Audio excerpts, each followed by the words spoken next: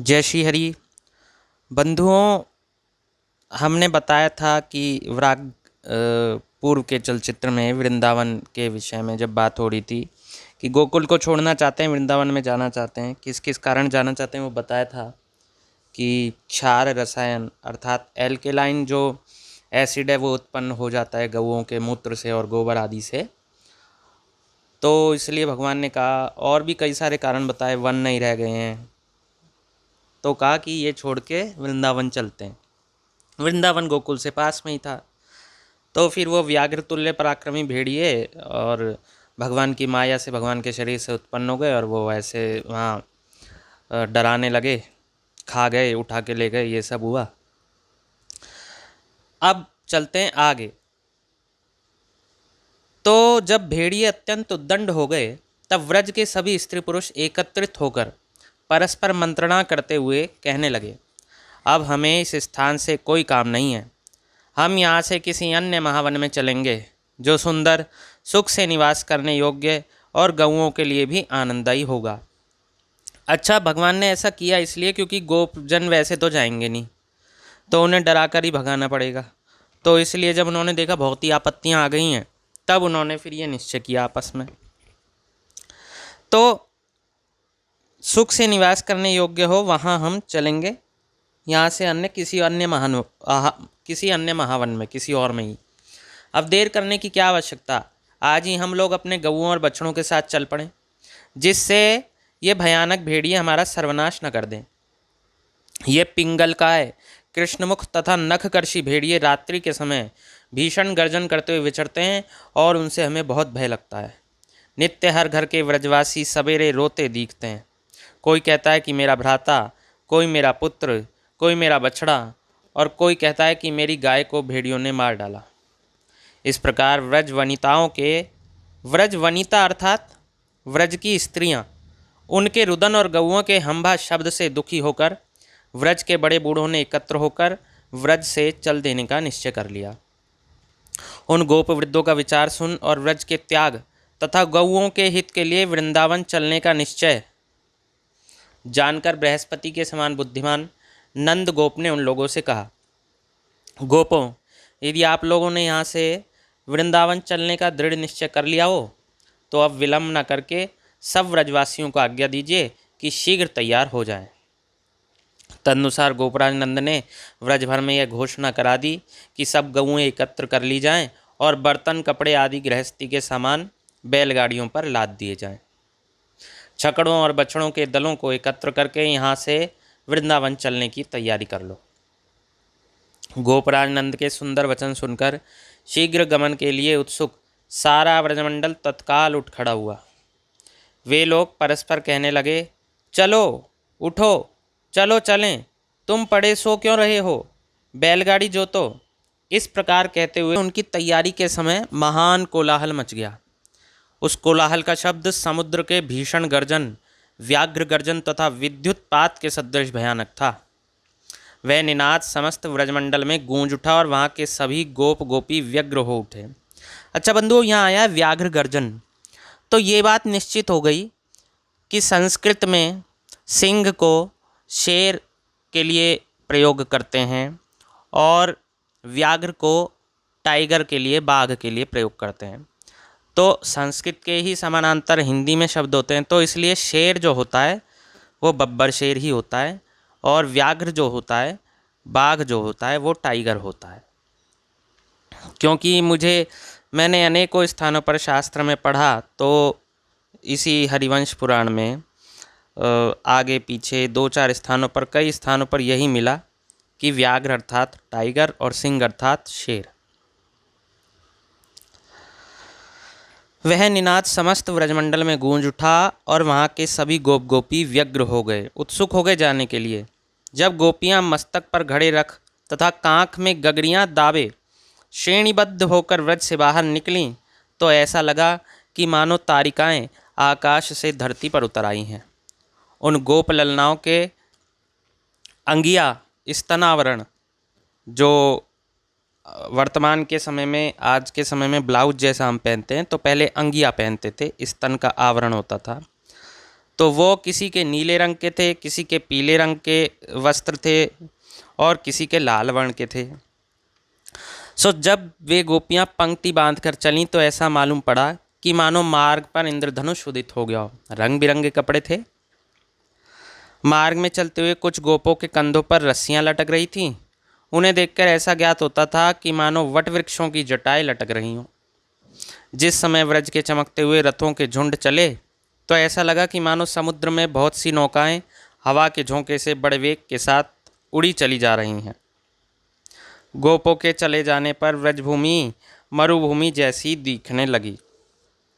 अच्छा, यहाँ बात यह है कि व्रजभूमि उस समय, क्योंकि वो लोग वहाँ वास कर रहे थे तो वो व्रजभूमि थी गोकुल, और पश्चात में तो फिर सारी व्रजभूमि हो गई, वृंदावन भी और आगे भी।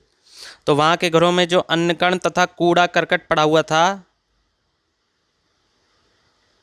अच्छा, ये तो उसके अनुसार है कि व्रजवासी अर्थात व्रज अर्थात जो गमन करते हुए जहाँ रहते हैं वही व्रज हो जाता है। तो वृंदावन में जैसा कि पहले कोई नहीं रहता था तो वहाँ रहे तो वो व्रज हो गया, क्योंकि व्रजवासी निवास करे। लेकिन वास्तव में तो ब्रज की जो भूमि है वो वैकुंठ से उतरी है और वो पूरी बहुत विशाल है। वो संभवतः गोवर्धन पर्वत को यदि त्रिज्या में माने, रेडियस अगर गोवर्धन पर्वत से लें, और तो संभवतः 33 किलोमीटर का एरिया चारों ओर से व्रज मंडल आएगा। संभवतः ये मैंने कहीं अध्ययन किया था, पर मेरे स्मरण नहीं कहाँ अध्ययन किया था। तो इसलिए व्रज की भूमि बहुत अधिक है। तो वहाँ के घरों में जो अन्न कण तथा कूड़ा करकट पड़ा हुआ था उस पर कौओं के झुंड मंडराने लगे। गोपगण वहाँ से चलकर क्रमशः वृंदावन जा पहुँचे और सर्वप्रथम उन लोगों ने गौओं की सुख सुविधा के लिए अनेक वास स्थानों का निर्माण किया। अब भैया सबसे पहले उन्होंने गौओं के लिए वास स्थान का निर्माण किया। यहाँ आजकल के लोग ऐसे लोग हैं कि अपने लिए ही सब कुछ सोचते हैं।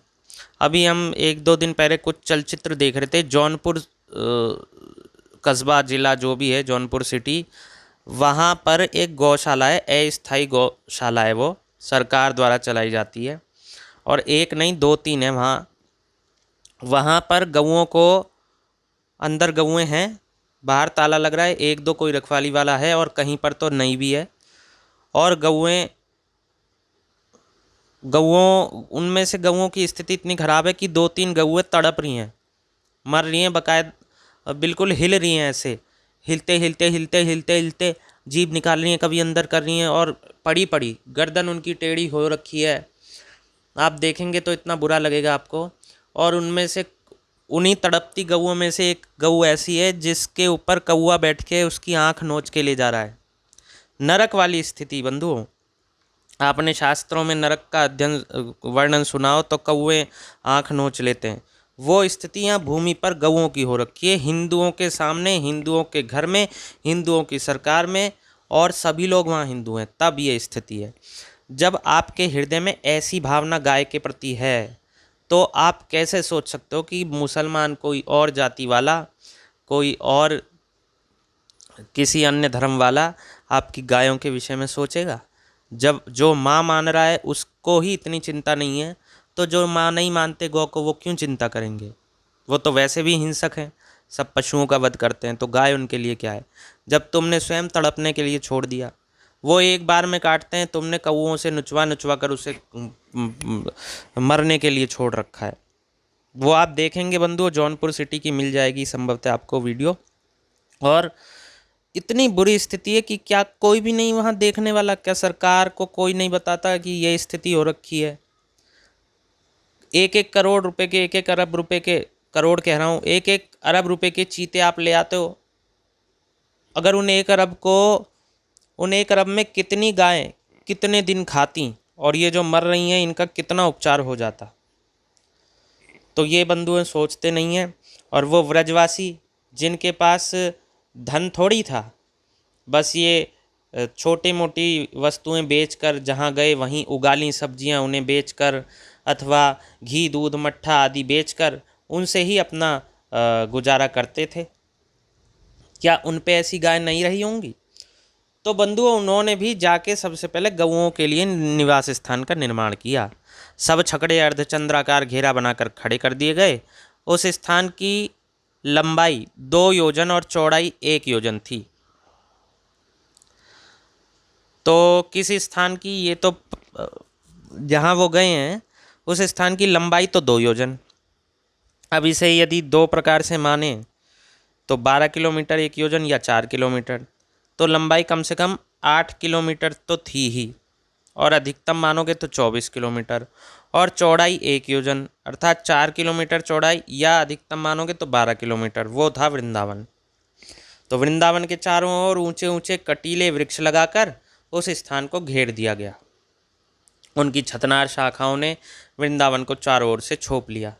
साफ सुथरी गौशाला, तो कुल मिला के ये सब चीज़ें गौशाला के लिए लेके गौशाला बनाई। ओखली, पूर्वमुख स्थित भूसी से प्रज्वलित अग्नि, वस्त्र तथा चमड़ों से आस्तृत पलंग, ये सभी वस्तुएं यथास्थान रख दी गईं। अब जल लाने के समय गोपियां चारों ओर वृंदावन की शोभा निखारती हुई वृक्षों की शाखाओं को पकड़ पकड़ कर झुकाने लगीं। वहाँ से वृक्ष, वो वन घना था, वृंदावन में सघन वन था, तो वृक्ष की शाखाओं से देखने के लिए दूर कहाँ वन है कहाँ नदी है, तो शाखाओं को नीचे करके झांकने लगीं। सभी युवा और वृद्ध गोप हाथों में कुल्हाड़ी ले लेकर वृक्षों को व्यग्रता पूर्वक जल्दी जल्दी काटने लगे। आप जानते हैं गौशाला बनाई है, इतने बड़े क्षेत्र को उन्होंने कंटीली झाड़ियों से संपुटित किया है, आवरण लगाया है झाड़ियों का, तो समय तो लगा होगा, तो इसलिए कुल्हाड़ी लेकर वृक्षों को भी काटने लगे। रहने के लिए बहुत घना था। इस प्रकार सुस्वादु जल एवं स्वादिष्ट फलमूल से उस वृंदावन की शोभा बहुत बढ़ गई। पक्षियों के कलरव से पूर्ण और नंदन वन के सदृश सुंदर वृंदावन में पहुंचकर गायें इच्छानुरूप दुग्ध प्रदान करने लगीं। हे महाराज जन्मेजय, गऊओं के शुभचिंतक भगवान कृष्ण व्रज में वन विचरण के समय ही वृंदावन निवास को मनोनीत कर चुके थे, अर्थात उन्हें पता था वहाँ भी एक वन है। वे नितांत शुष्क एवं रुक्ष ग्रीष्म ऋतु में वहाँ पहुँचे थे, किंतु उनके पहुँचते ही दैव मानो अमृत की वर्षा करने लगा, जिससे घासें बढ़ने लगीं। और फिर जहाँ साक्षात मधुसूदन भगवान स्वयं लोक कल्याणार्थ विराजमान थे, वहाँ मनुष्यों, गऊओं और बछड़ों को किस प्रकार का कष्ट भला कैसे होता। उस वृंदावन में वे गाय, गोप और संकर्षण भगवान सब लोग श्री कृष्ण के साथ आनंद पूर्वक रहने लगे। अब इसके पश्चात वहाँ पर वर्षा ऋतु आई और ग्रीष्म ऋतु निकल गई, और वहाँ पर मोर नाचने लगे। कठफुल्ले होते हैं ना, क्या कहते हैं उन्हें, मेरे को स्मरण नहीं, शिलींद्र कहते हैं संस्कृत में, और कठफोड़वा संभवतः है, वो जो छेद कर देता है पेड़ में, वो भी थे वहाँ पर उस समय। आज तो कहीं देखने को भी नहीं मिलते। सौंधी सौंधी सुगंधी आने लगी पृथ्वी में से, वर्षा ऋतु थी, क्योंकि अब वर्षा के जल से नदियों के बढ़ जाने पर स्थान स्थान पर आवर्त उठने लगे। भंवर होता है ना, नदियों में भंवर होता है, ऐसे गोल गोल घूमता है। कहते हैं उसमें अगर तैराकी करता हुआ व्यक्ति फंस जाए तो निकल नहीं पाता उस भंवर में से। तटवर्ती वृक्ष जल के बहाव से कट कट कर गिरने लगे और नदियों की सीमा बहुत दूर तक फैल गई, और जल के वेग से वृक्ष समूह से सुशोभित पर्वत शिखर विदीर्ण हो होकर गिरने लगे। उस समय ऐसा लगा कि मानो इंद्र के वज्र प्रहार से वे पर्वत श्रृंग धराशायी हो रहे हों। अब बंधुओं, यहाँ पर्वत का वर्णन आ गया। पर्वत विदीर्ण हो होकर गिरने लगे। हमने आपको बताया था वृंदावन की गोवर्धन से दूरी है लगभग छठीकरा से 20 किलोमीटर, और यहाँ अगर योजन को 12 किलोमीटर माने तो 2 योजन अर्थात 24 किलोमीटर तक वृंदावन था। तो मतलब गोवर्धन पर्वत तक वृंदावन था या तो, एक बात। या दूसरी बात यह कि वृंदावन में भी उस समय पर्वत थे, गोवर्धन का पर्वत का कुछ भाग वृंदावन में भी था, तो ये भी हो सकता है, या वृंदावन वहाँ तक था, ये हो सकता है। वर्तमान के लोग यही इतना ही सोच सकते हैं कि वृंदावन वहीं तक था, जैसा कि पिछले चलचित्र में बताया, क्योंकि नदियों जो ऊपर वेग था जल का, उससे पर्वत की चट्टानें गिरने लगीं। उस समय ऐसा लगा कि मानो इंद्र के वज्र प्रहार से वे पर्वत श्रृंग धराशायी हो रहे हों। वर्षा का सारा जल पृथ्वी के निचले भाग की ओर बहता था, अतएव उस जल ने वृंदावन के गढ़ों पोखरों को भर दिया, जिनके उमड़े जल से वह वन भी खूब तृप्त हो गया। घोर में एक गर्जन सुनकर जल वर्षा से भीगे तथा घबराए हुए उस वन के हाथी अपना मुख और सूंड उठाकर भयंकर चीत्कार करने लगे। लो, वृंदावन में हाथी भी थे, गोवर्धन के पास हाथी भी थे बंधुओं, आज कहीं देखने को भी नहीं।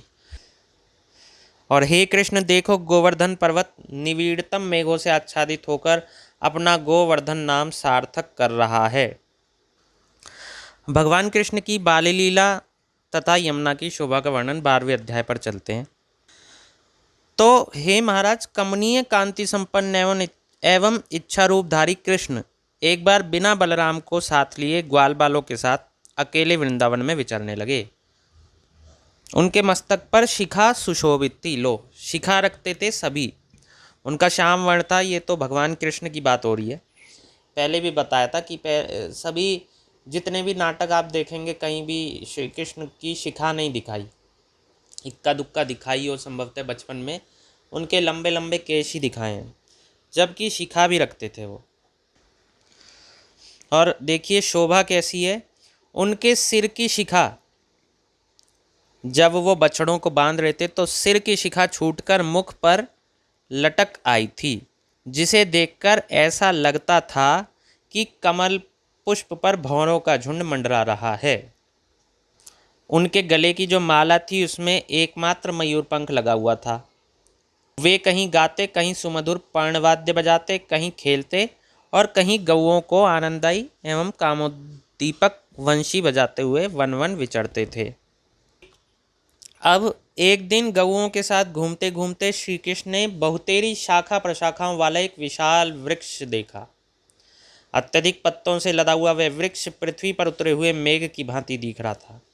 वह वृक्ष ऊपर आधे आकाश तक फैला हुआ था और विस्तार में पर्वत के समान होकर वायु के मार्ग को अवरुद्ध करके खड़ा था। मयूर आदि विविध पर्णों के पक्षी सदा उस तरुवर पर विराजमान रहते थे। फल पुष्प समूह से लदा हुआ वह वृक्ष इंद्रधनुष से अलंकृत मेघ की शोभा धारण किए था। उसकी शाखाएं नीचे तक फैलकर भवन का रूप धारण कर रही थी, बहुत बड़ी शाखाएं थी। वह वृक्ष लताओं तथा पुष्पों से सदा सुशोभित रहता था। उसकी विस्तीर्ण जटाएं लटकी हुई थीं और इतना था कि उस स्थान पर वायु और मेघ का प्रवेश नहीं था, इतना घना वृक्ष था वो। और वहाँ वर्षा और धूप दोनों की पहुँच थी ही नहीं उसके पास। पर्वत के समान विशाल का उस वृक्ष का नाम भंडीर वृक्ष था। उस वट वृक्ष को देखते ही भगवान कृष्ण की इच्छा हुई कि उसके नीचे चलकर विश्राम किया जाए। और फिर वो उन ग्वाल बालों के साथ गए और उस वृक्ष के नीचे विहार करने लगे, और ग्वाल बाल भी उनके साथ खेलने लगे। और ग्वाल बाल आनंद के साथ भांति भांति के गीत गाने लगे और कृष्ण लीला संबंधी गान करने लगे। और भगवान कृष्ण भी उनके बीच में कभी वंशी, कभी तुम्बी, कभी वीणा और कभी पर्णवाद्य बजाने लगे। एक दिन उन्होंने ऐसे यमुना वहीं भ्रमण करते हुए, विहार करते हुए देखा कि यमुना नदी उफान पर है, वहाँ मछलियाँ हैं, मगरमच्छ है, तो मगरमच्छ भी थे वहाँ पर, कछुए हैं, तो ये सब वहाँ पर हैं। और उसका जल इतना निर्मल है दूध के जैसा, और मनुष्य उसका पान कर रहे हैं। विविध जल जंतुओं ने पीकर उसे उच्छिष्ट झूठा कर दिया है, और उसके तट पर अनेक आश्रम विद्यमान थे। तो वहाँ पर उन्होंने एक बहुत बड़ा जलकुंड देखा। वो 1 योजन विस्तृत तथा गहरा इतना था कि देवता भी उसे नहीं पार कर सकते थे। वह हृदय अत्यंत गंभीर एवं वायु शून्य समुद्र के समान शांत था। उसमें जल जंतुओं तथा जलचर पक्षियों का सर्वथा अभाव था। उसमें सदा गहरा जल भरा रहने के कारण वह मेघपूर्ण आकाश के सदृश दिख रहा था। उसके तट पर सर्पों के बहुतेरे बिल थे, तो वहां कोई जा नहीं सकता था। सर्पों के विषरूपी अरणी से निकला आग का धुआं उठकर उसके सब ओर फैल गया था। वहां भले लोगों द्वारा त्रिकाल स्नान की बात दूर रही, प्यास से पशु पक्षी भी उसका जल नहीं पीते थे, क्यों वो विषैला हो गया था। उस देह के ऊपर आकाश से भी उड़कर कोई पक्षी नहीं जा सकता था, विष इतना भयंकर था उन सर्पों का। यहाँ तक कि हवा से उड़कर पहुंचा हुआ तृण भी उसकी आँच से जल जाता था। यदि हवा से कोई ऊपर पत्ता तृण आदि भी चला गया उस तालाब के ऊपर, तो सर्पों के विष की अग्नि से वो जल जाता था। उसके चारों ओर 1.5 योजन तक तो देवताओं की भी पहुंच नहीं थी। भयानक विष की आग से उस दह का जल नित्य खोलता रहता था और आसपास के वृक्ष जल गए थे। व्रज के उत्तर ओर केवल 1 कोस की भूमि निरुपद्रव थी। उसके पश्चात उस विशाल दह को देखकर भगवान कृष्ण सोचने लगे, यह भयानक दह किसका है? किंतु क्षण ही भर में उन्होंने समझ लिया कि पूर्व काल में मेरे द्वारा पराजित तथा सर्पाहारी गरुड़ के भय से जिस नाग ने समुद्रवास त्याग दिया था, वही नीलगिरी पर्वत के समान भीषणकाय सर्पराज कालिया नाग इस दह में रहता है। उसी के कारण यह समुद्र में जाकर मिलने वाली यमुना दूषित हो गई है। उस सर्पपति के भय से ही लोगों ने यह स्थान त्याग दिया है। इसी कारण यह वन इतना भयानक हो गया है और भांति भांति के वृक्ष तथा लताएं उगाई हैं। सर्पराज कालिया के सचिव तथा विश्वस्त भृत्य इस वन की रक्षा कर रहे हैं। इसी से यह आकाश की भांति निरवलम तथा विषमिश्रित अन्न की भांति सब लोगों के द्वारा त्यागने योग्य हो गया है। अतएव अब इसके दोनों तटों पर मार्ग बनाना तथा सर्पराज कालिया को पकड़कर बाहर निकाल देना मेरे लिए आवश्यक कार्य है। ऐसा करने से व्रजवासी इसके जल का उपयोग करते हुए सर्वत्र आनंदपूर्वक विहार कर सकेंगे। ऐसे ऐसे सभी कुपदगामी दुष्टों का दमन करने के लिए ही तो मैंने जन्म लेकर गोपकुल में निवास करना स्वीकार किया है। अतएव बाल लीला करता हुआ मैं कदम के वृक्ष पर चढ़ और इस भयानक दह में कूदकर कालिया नाग का दमन करूंगा। ऐसा करने से संसार में मेरे भुजबल की भी ख्याति हो जाएगी। तो ये देखकर उन्होंने फिर उस दह को, वहाँ पर आपको आगे की कथा पता ही है कि कालिया नाग के ऊपर फिर उन्होंने नृत्य किया है और कालिया नाग ने क्षमा मांगी और कालिया नाग वहाँ से चला गया। और एक ब्रज के पंडित जी से हमने सुना था कि कालिया नाग कहाँ गया? कालिया नाग गया इंडोनेशिया। उसका नाम उन्होंने संस्कृत अथवा हिंदी में बताया था, मेरे को स्मरण नहीं आ रहा। तो कालिया नाग वहाँ चला गया और ऐसे करके भगवान ने गोपों के लिए वो वन निवास करने योग्य बनाया। तो ये यहाँ पर पहले व्रज कैसा था, ये चलचित्र यहाँ समाप्त हुआ। तो इससे आपको ये पता लगा कि व्रज पहले सामान्य नहीं था। वहाँ इतने सारे उपद्रव थे, सिंह थे, व्याघ्र थे, हाथी थे। यद्यपि वो हिंसक नहीं थे, तथापि ये बता रहे हैं कि पहले कैसा था। लेकिन हिंसक जो थे वो राक्षस आदि थे, बकासुर आदि थे, वृषभ रूपधारी ये सब जो थे, और कालिया नाग आदि जो थे, ये सब वहाँ। और फिर रहने योग्य भूमि नहीं थी, उन्होंने परिश्रम करके वो सब किया। तो ये था बंधुओं पहले व्रज कैसा था। आशा है आपने आनंद लिया होगा। धन्यवाद। जय श्री हरि।